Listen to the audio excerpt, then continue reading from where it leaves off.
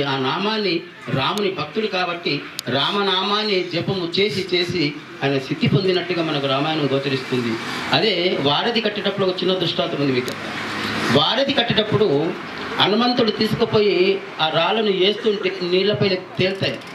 ఆయన ఏం చేస్తాడని మంత్రం ఏం చేయడం, ఎక్కడైతే ఉందో ఆయన గురువు యొక్క నామం ఏదైతుందో శ్రీరామ అని రాస్తాడు. శ్రీరామ అని ఏదైతే రౌతు పైన రాసి నీళ్ళ మీద వేస్తాడో అది నీళ్ళపైన తేలుతుంది. అది రాముని యొక్క శక్తి హనుమంతుడిలో ఉన్నది.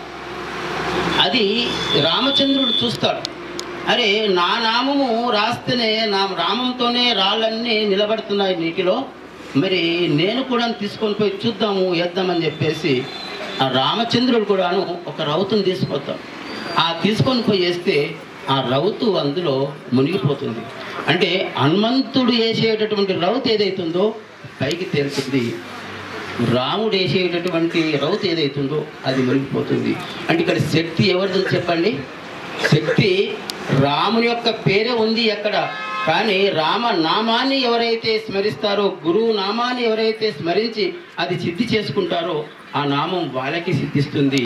అలా హనుమంతుడు మంచి భక్తుడు, బలశాలి మరియు మేధావి, వ్యాకరణకర్త, వ్యాకరణాన్ని బోధించినటువంటి వాడు, అత్యద్భుతమైనటువంటి జ్ఞానం కలిగినటువంటి హనుమంతుడు ప్రతి ఊర్లో కూడా ఉంటాడు. అంతేకాదు ఆయన వానర జాతి.